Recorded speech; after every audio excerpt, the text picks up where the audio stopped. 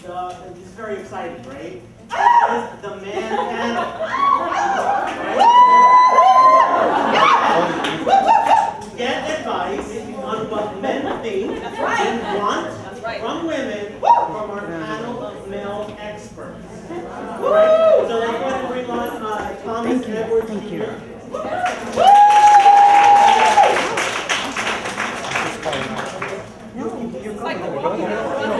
Get in here, man. Don't be scared.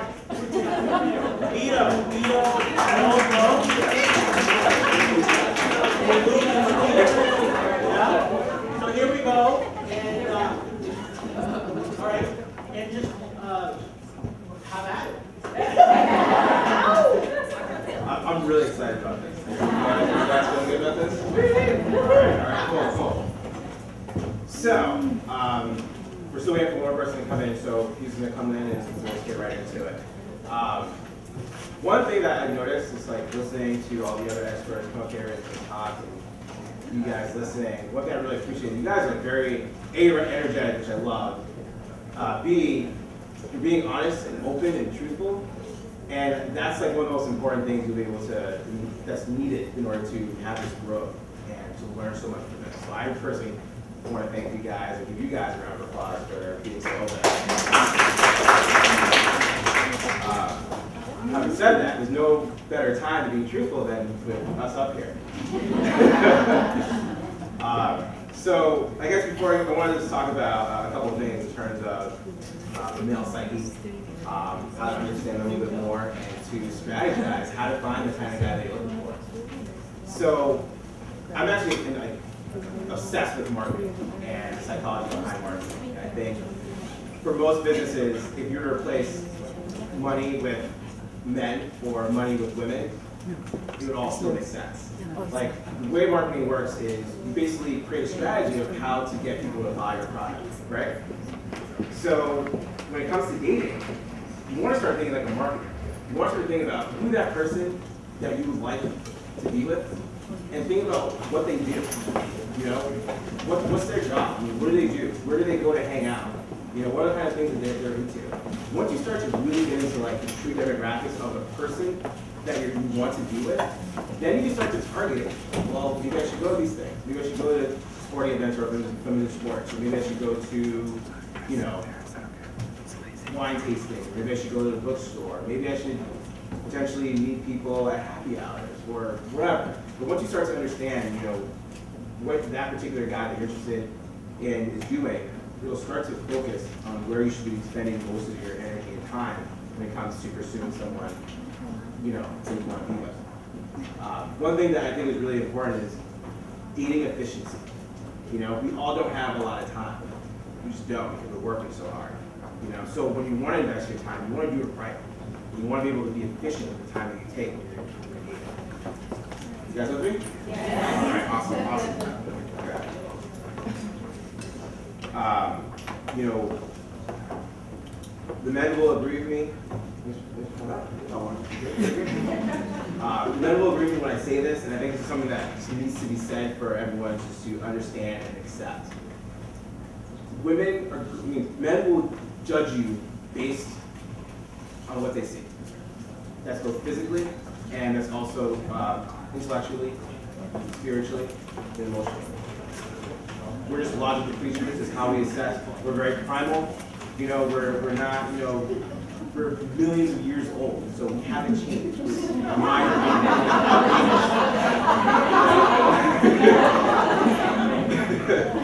Our focus is really going to be initially physically, but as you'll find out from, you know, when we're talking about, it's more than just outer beauty. You know, there's a huge focus on inner beauty. But that initial spark that we need comes from the outside. And so if you guys just understand that and be willing to accept it, then you'll be great. At that point, you know, and that's just who we are. You know, and if that's something that is difficult to understand and to accept, then it's going to be very, very difficult for you to move forward in your dating life. That's just the truth of the matter.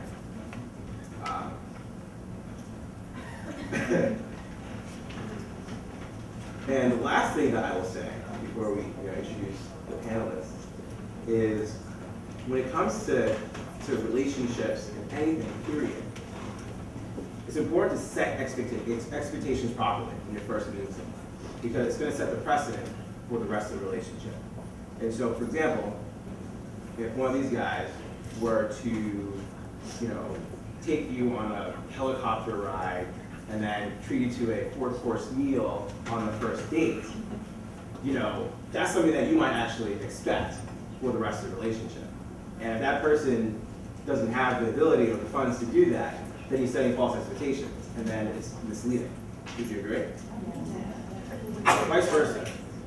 If there are certain things that we see about you that you project, we're going to assume that that's what it's going to be throughout the relationship. And so if there's a difference or a change in that, it's going to throw us off, and we're not going to know what to do. We're going to feel deceived as well. So it's very important to be open, honest, truthful, and stay authentic to who you are, because that's what we really want. We really want the real you. You know, we don't want, you know, the tan, dolled up, you know, layers of makeup, that whole bit. Like, we don't care about that. Yeah, granted, it makes you guys look amazing and sexy, and we're attracted to you based on that visually, but long term, those things don't matter. I mean, beauty has an expiration date. Let's just face it, you know? And for a lot of us guys, inner beauty is what really is the value that you're going to have to bring to the table for us to stay emotionally, spiritually, intellectually engaged. So, having said that, I want to introduce the men here, and we're just going to go out in line, say your name, age, and relationship status. Okay. First of all, I apologize for having arrived late. I know Suzanne's going to kick my butt. And I'm not one to make excuses. I don't ride the subway on the weekends, and I usually don't come downtown unless I'm in a taxi or I'm driving. And I didn't realize 2 and 3 trains are screwed up. But my name is Mark. I'm 43. Relationship status, I'm single. Yeah, you do. You want to tell me what you do? You tell social Social security, no. I work in financial services. I educate financial advisors about the products that my company offers so that they can, when appropriate, recommend them to their clients. Born and bred in New York. I'm a Harlemite. Harlem in the house? I'll bet dollars to donuts. Brooklyn is in the house. In the Middle East, in Brooklyn.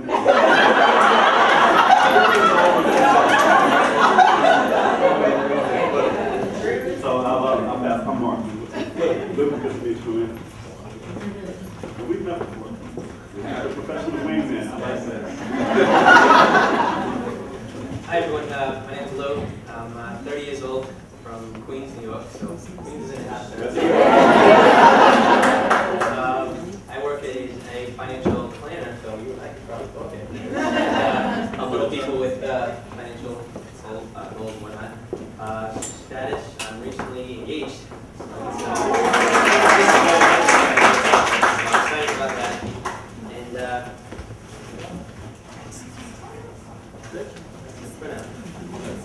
hi everybody, well, it's like a sea of faces. My name is Vito, I'm 43 years old. I am happily divorced, which I'll explain in a second. With me, my ex-wife and I get along really, really well. So that's important for you to know because that's part of who I am and how I view dating now. So that's really important. Brooklyn is in the house because like everybody else named Vito, I was born in Brooklyn. And Staten Island. no, they just go there. They go there. And I'm an organizational consultant, and actually recently just became an author. So Congratulations. So we really have a great spectrum when it comes to just men, good background, and also dating timeline. Single to now. You was single, so what kind of 5 years? So I'm just gonna open up for questions. Let's just get into the conversation.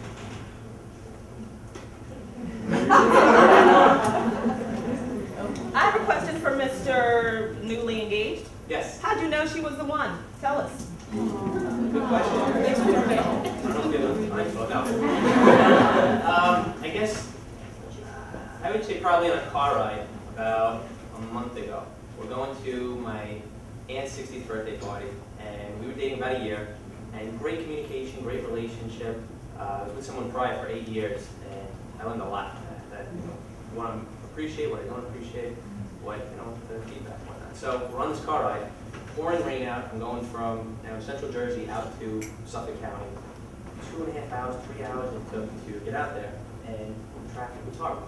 So I'm thinking to myself, dating her a while, she's going to meet, supposed to meet my mother's side of the family, and all of a sudden we're in traffic, and she's just, laughing, we're having a good time, and I kind of got the vibe, this is, a great woman that I want to be with in terms of, she could be yelling at me, man, I'm going to meet your family, we're sitting in traffic, and just at that point, it didn't matter where we were. We were sitting bumper to bumper traffic. It was just her and I having fun with music. We'll get there when we get there. And then when she met my family, it wasn't like, oh, we're late. It was like, let me embrace the family. We're here. We made it. And it was just that sort of like, she didn't yell at me. She wasn't upset that her makeup is falling off. I don't know. It was just a great little vibe. So I think a combination of things, but just seeing that and seeing how she interacted with my family. For me, family is very important. And it just made it like 3 hours in the car. I was mad upset. She calmed me. We had a great time, and then after seeing everything, it was just, this is it.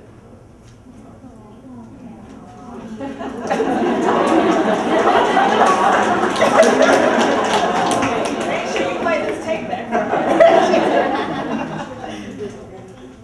All right. What I want to ask is, I come from a family of very beautiful women, and everybody's not beautiful. And I guess what I mean is, I come to the conclusion that I feel comfortable in my skin. I'm not a drop-dead beauty from watching television or anything. How is it that you can still feel good about yourself and still, kind of get noticed by men when you're not the drop-dead beauty that it appears they're always seemingly looking for? I like how y'all just turned me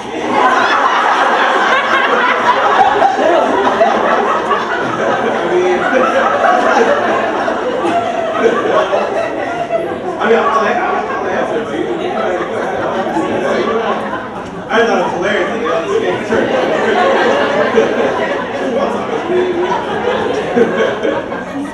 What's his name? Joanne? Yes, Hi, sir. Joanne.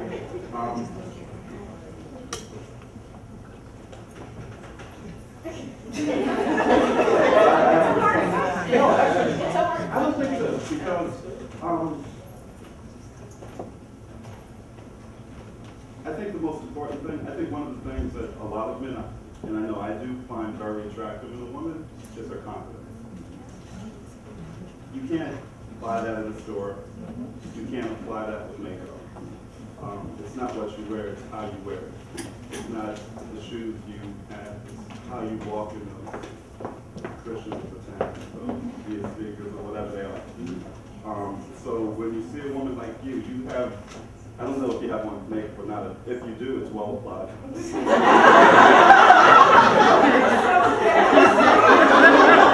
Actually, I'm not sweet. I'm really not sweet.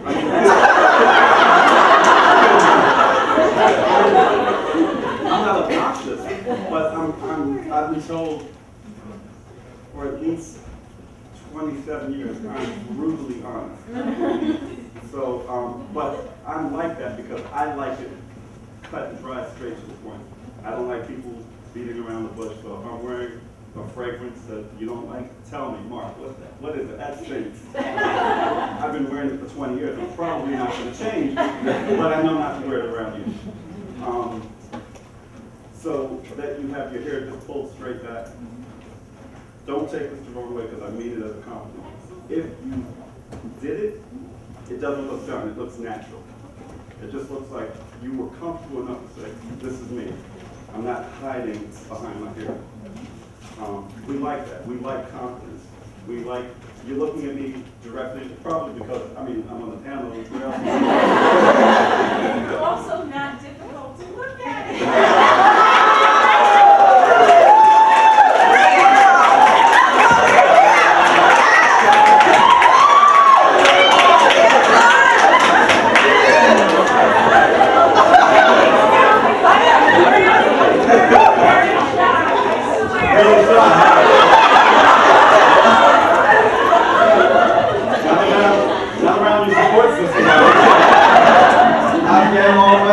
But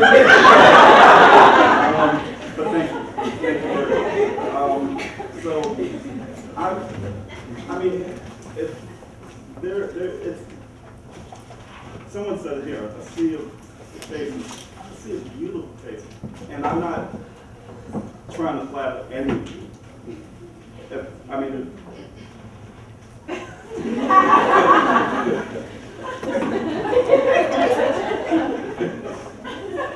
With the exception of this two.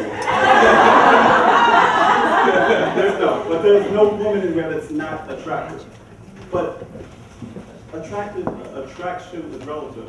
I mean, that you think I'm kind of nice looking, I appreciate that. But I know for some women, there are women for whom I am just not their type. And that's cool.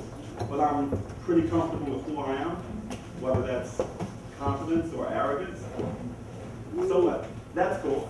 I'm not Denzel Washington, I'm not George Clooney, I'm not Brad Pitt or Blair Underwood or anyone else. I'm just Mark. But I'm comfortable in Mark's shoes. So I think you clearly have a lot of confidence. I think that's a great starting point. And being yourself, not hiding behind, hair or makeup or clothes. And like, I can look at a woman who I otherwise would not be attracted to.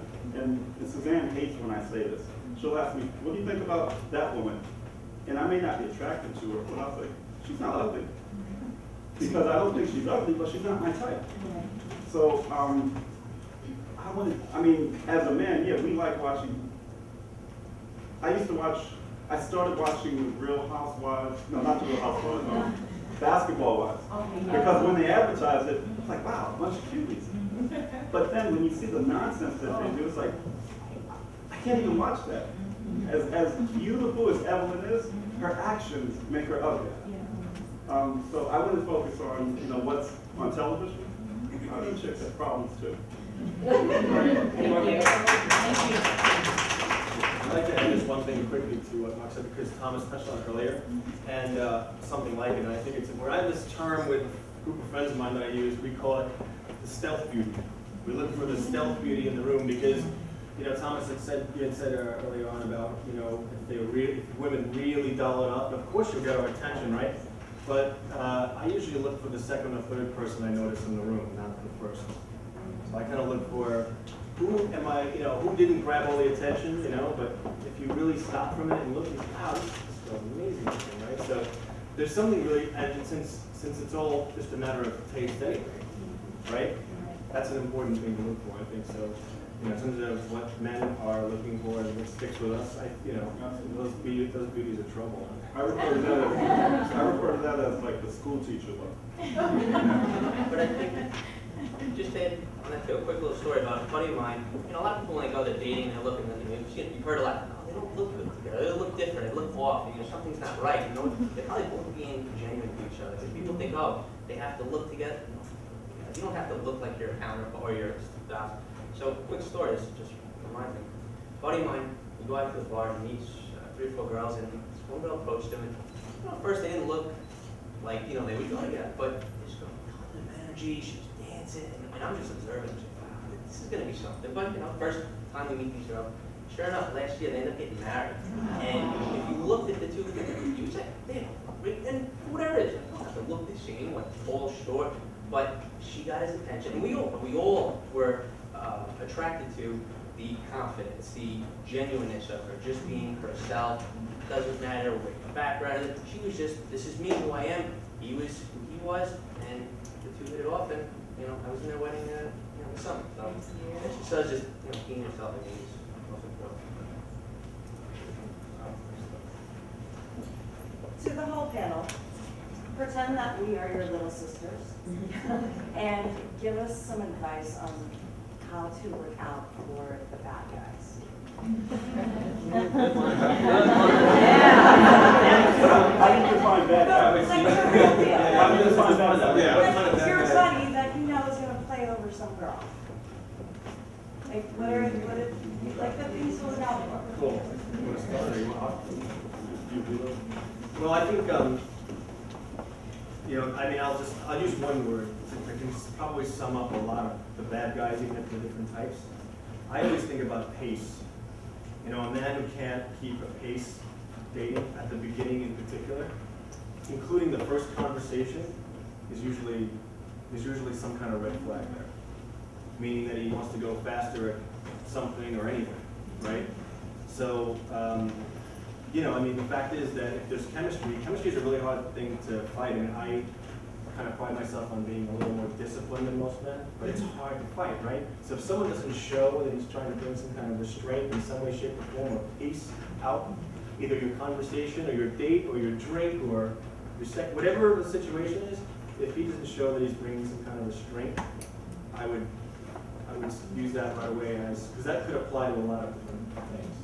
And I know we have a lot of romantic notions about two people meet and gravitate to each other and they grab each other and all that, and that's all cool.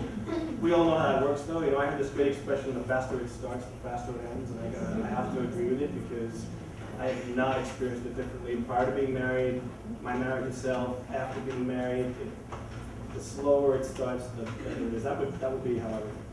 You guys think? I think the biggest thing I've seen is a cliche, but I believe it's so true. It's actions speak louder than words. The guy could tell you. I think I said that earlier. It's so true, though. I mean, on both sides, women and men. But if a guy says, "Oh, I can do this, or I'll take you here, or I'll do that," and he doesn't, regardless if you want to go, but does he come to what he says is it come to fruition? So in any capacity, or if he's, a lot of people wonder, "Oh, I'm this, I'm that." Don't tell me, show me. You know, when you see that, and it works on both sides. And he's being true to you, and he's coming through on his promises, on whatever it is, and he's genuine. And if he remembers the little things, if he just wine and dine you, and sort of, that's nice, but that's only going to get you so far. That'll all die out, money comes and goes and disappears. I think if he's truly genuine, and he's really listens to you, remembers certain things about you, and if you're so genuine, asking you to do whatever you want to do, his actions will come forth, and that's really going to say, you know what, he's a good guy. If he's lying and catching certain, so I think the action really kind of dictates where you're going to see a good guy.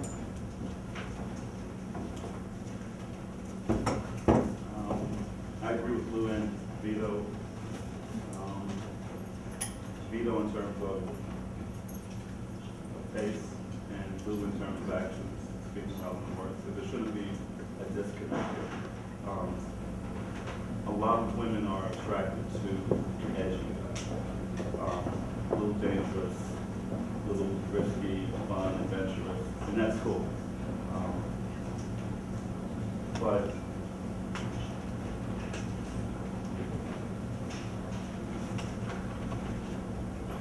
I think the way he is with you, and what he's saying and doing, there should be some symmetry there. I think a lot of people see that there is a disconnect. A lot of women, no offense.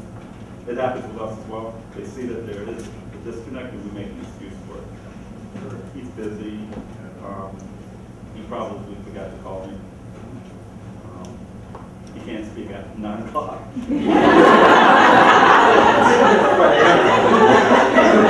goes to bed early. That's why he's full managed, Mark, give me 1 second. He will not forget to call you. Okay? He will not forget to call you. If he forgets to call you, it was either a really, really, really dire circumstance, because it can happen. Everyone gets one in the bank, right? But he will not forget to call you. That starts. If he likes you, he could be with his boys. Monday Night Football. I'll bring it back. Hey girl, thank you so much. Giants just scored. Did you see that? He'll find a way to reach out to you. But also hold him accountable. Don't make it easy for him. And be prepared to walk away. Hold your head up with a lot of dignity, and as much as it may hurt you, no offense, but you're probably not old enough to remember the Arid Extra Dry commercial from like 20-something years ago. There was a woman running through the streets, going to an audition, an actress. She, like, her hair is disheveled, she's all over the place, but she gets there, she pulls herself together, she nails the audition. She walks out, she knows she's got it. And the caption is, never let them see you sweat. same thing should apply in relationships. When you're in that get to feel, especially if you're not sure, don't let them see you sweat. I'm not saying be a different person, but unfortunately there is a game oftentimes that's played, and it's a power struggle. I hate to play that game. I'm an open book. When I like a woman, she knows. I mean, I think we all do. I think we all don't Yeah. like, but we also understand. but we that also game understand you got to play the game a little bit. You Yeah. know, but if you have to walk away, if you have to, no matter how, it could be a hot July, summer night, and you really want to see him, he's supposed to call you at 8, it's 9:15. I'm busy, I made plans. You're home alone, excuse me, horny, you really want to be with him, but I made plans, I'm sorry. Try me next week. Make him chase it. And I also add on top of that, too much mystery. Like you should know certain things about him. If I were to ask you, what is he, what kind of stuff that a normal person would know about someone else, you should be able to answer that. If he's evasive, so if you ask those questions and he tries to change the subject, or he basically has like a steel layer that doesn't allow you to penetrate through, that's just a concern. Those things you should be paying attention to. All right, we're going to do quick fire. We're going to have just one of us answer just for the sake of time. This may be a fallacy, but it's been my experience that women who are opinionated, strong, and know their mind, that seems to be repellent to a lot of men, like women who are a little more softer, or more so definite in their opinions. And I'd like to know, I guess the one of you who's going to answer, well, I'd love for it to be all of you, that's been my experience. How do you experience women who are strong and forthcoming and I think it's a great question, and my response would be as opinionated as you feel necessary. Just make sure your opinion is informed. Because men get really offended if you start forming opinions about things you don't know all about, which might have to do with him being a little too mysterious, but you should let it rock and roll. Just make sure you know all the facts. And also, you're in the being opinionated, I think the softer part is more about not being as confrontational about possible difference of opinions or difference of standards. And I think for guys, we understand, we love discussion just like anyone else, but if we're going to constantly butt heads because we're so weird and opinionated, it's just not fun. We can lose the attraction for you. So that's really the true definition of being soft. It's less confrontation. My friends tell me they can gauge within the first 10 minutes whether they want to date a girl or take her home. How do you do that?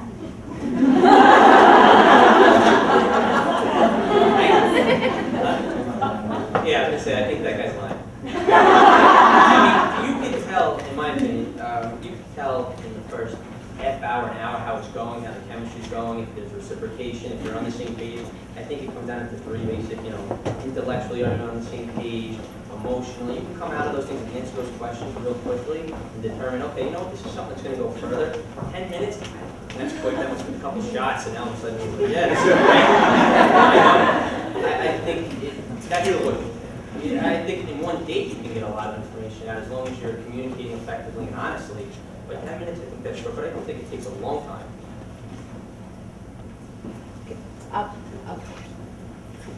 I don't care who answers the question, but what gauges the rule on who pays, who doesn't pay for a second, third, fourth, fifth date? When does it happen? Because when you're on dates with men, you almost feel like they're avoiding grabbing the check, as if. The man pays.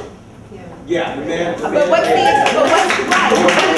to what extent? So okay. Third, fourth, fifth, sixth. Yeah, I'll break it down. Break it down. The men will always pay for the date. However, there are going to be times where guys are going to see if you are actually going to offer to pay. Knowing that he's going to pay, he will still see if you'll reach for your purse, whatever, and he'll say, no, it's on me, you can get the next one. He may still say you may get the next one and still pay for the next date. But he just wants to see that you're willing to contribute. But I heard that that's from somebody I heard of, a coach said that if you don't want to pay, then you shouldn't reach for it, because then you're actually showing him, I'm willing to pay, because I've done that, and they'd be like, all right, you're half this X, Y, and Z. I mean, but I really didn't want to pay.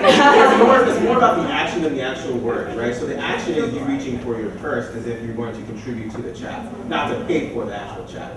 So if all you have to do is really make the motion to go for the guard, for your purse. Okay, so That's then you it. say the second date you should pay for, if he pays for the first? No, I'm just saying, you know, he's going to dictate. He's going to dictate at the end of the day. I mean, he might be the kind of guy that wants to pay for all the dates, you know? But just show that you're willing to contribute. And then if you're reaching a point where you feel uncomfortable, like, just say, hey, like, it's on me, you know? And grab it. Even if it's just a couple of drinks, you know? But just as long as you're showing that willingness to contribute, is going to be enough. I mean, he's going to make the decision a lot of times anyways, just because that's how most men are. But it's still up to you to like gesture to contribute. Why is it that yours stays? Why? Yeah. What's that question? Why is it that you? But Why is it that you yours all stays? answered the same case, and I want to know why. Because we pursue you. It's very rare that. Why does a man open the door for a woman? Right. Chivalry. Why should he? Right. I mean, that's all right. Why does he live to have your object? Women can do that. But why is it, you know, kind of on the same?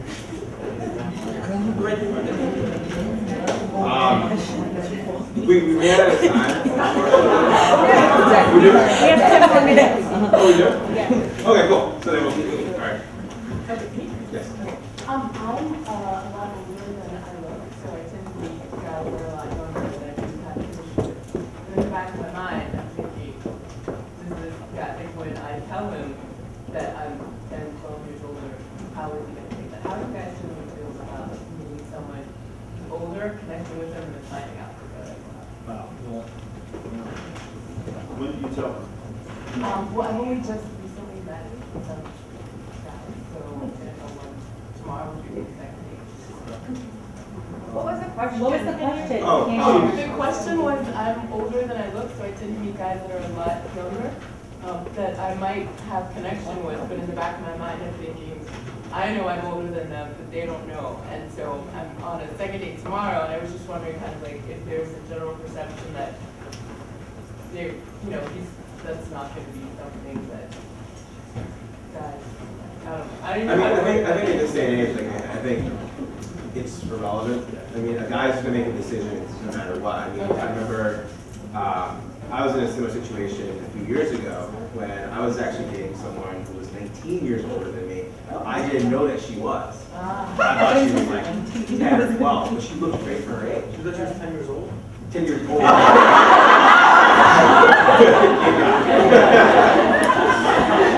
But I mean, when she told me, I mean, I didn't freak. I mean, I barely flinched. We ended up dating for 3.5 months, you know. But like, it's a matter of just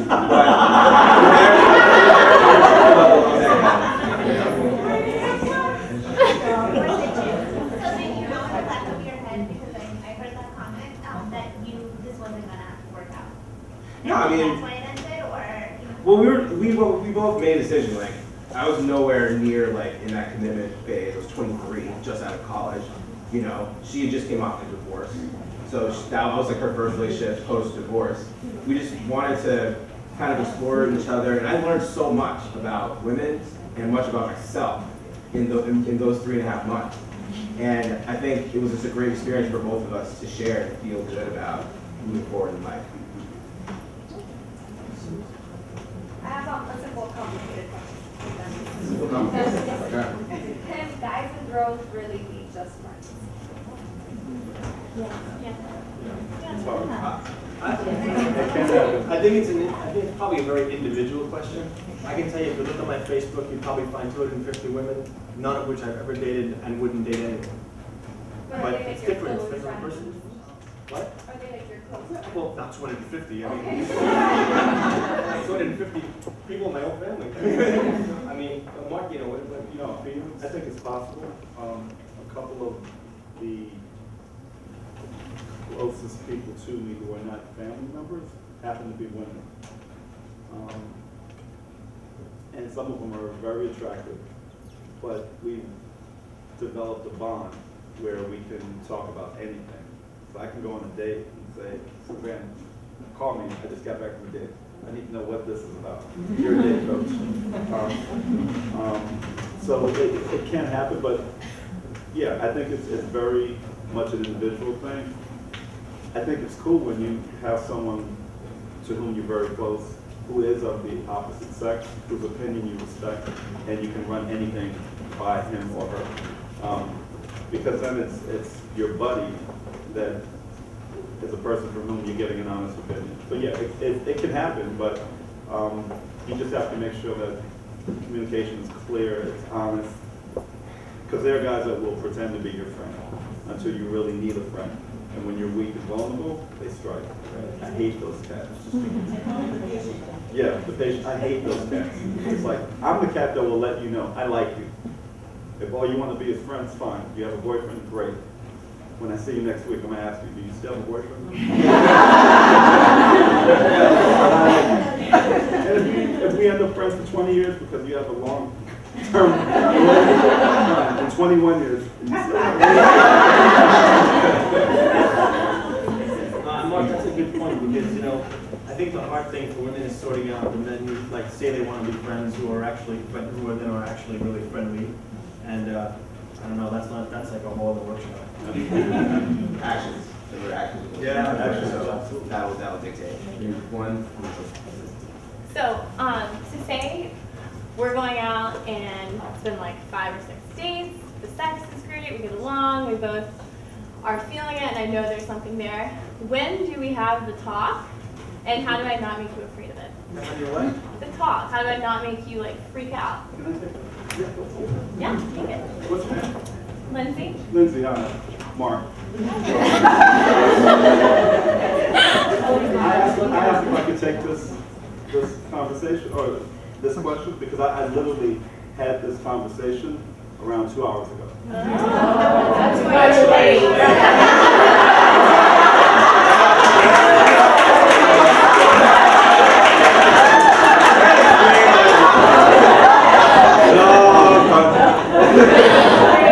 However, let me, first of all, I want to say this, and this is off topic. Honestly, I applaud all of you for having the guts to come to something like this, because you're truly looking for something. You realize what we tend to do as men, we'll be broke and we'll go to one of our broke friends and be like, hey, how can I make some money? So you're going to an expert, you're sharing your experiences, you're opening up, you're being honest with yourself, and you're seeking knowledge. That takes a lot of guts, and honestly, I truly applaud all of you. But Lindsay, one of the things I think it's important to, as someone said earlier, set expectations up front. Whenever you're interested in a man, one of the first conversations you have revolves around trying to get to know him. Are you married? Are you dating? Do you have any kids? What do you like to do? Are you gay? You ever been with a man? Whatever you ask. And these days, you probably have to ask a lot of those questions. That's real. Whenever a woman is interested in me, she'll ask those questions. And when I was younger, I would think, I'm trying to date you, so why would I have a girlfriend? It was just a foreign concept. I was raised by women, so it was a foreign concept that a man would cheat on a woman. I was young and dumb. I know better now, but I understand and I respect the conversation. I always tell a woman, no, I'm single, I don't have a girlfriend, but I date. I go out on dates.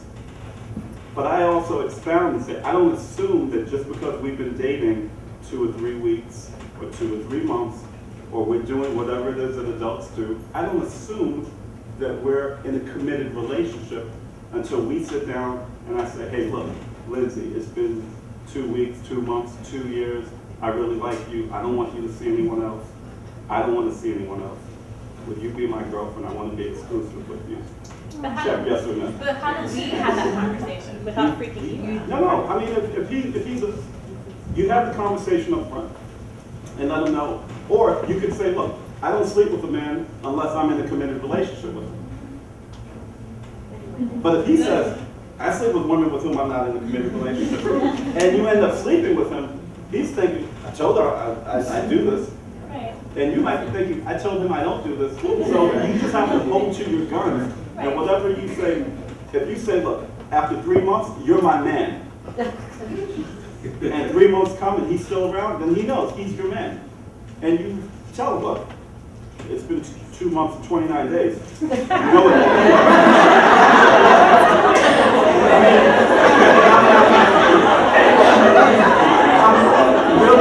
I'm not trying to make a joke of this, but I think it's a good point. Communication is key. Communication is very clear.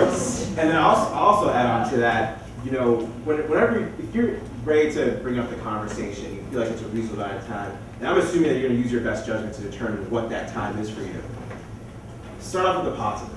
Let them know, hey, you know these past 2 days. Yeah. You know, they've been amazing. I enjoy spending time with you, and you know, I'm excited to see where this is going. You know, in the meantime, I'd love to know like how you feel about the situation, your thoughts of where you'd like to see this go. You know, and it's instead of just like asking him the question and having him make a definitive answer, you talk about it and you let it come out, and then that way you're making decisions together, not just like he says, "Oh, we're together," and then all of a sudden you're like, "All right, so we're together." You know what I mean? Like share the responsibility of determining where the relationship is going to go together, because that's where you guys are together. Can I say one quick thing? Yeah, timing is important too. Don't wait until like you just finished having sex. And so what are we doing? It's like we're doing round 2. That's it. Don't ask when everyone is level-headed. Ask when everyone is clear. Don't ask directly after sex. But don't think because he just did something, he just made your toes curl. That means something more to him than it does to you. It might not. He just might be a toe curler.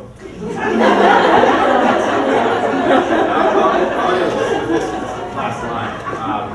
You know, communication is very important because that's when you're going to actually hear the logical truth that comes out of that, right? Like, we're going to tell you the truth no matter what. We're not really great with describing things. We're not great at being like emotionally connected in terms of the words that come out of our mouths, but we're going to tell you the answer. So as long as you communicate and you're willing to have that conversation, you'll get the answers that you're looking for. And then you have them follow up with their actions to make sure that they're congruent. All right, well, I want to give you guys, thank you.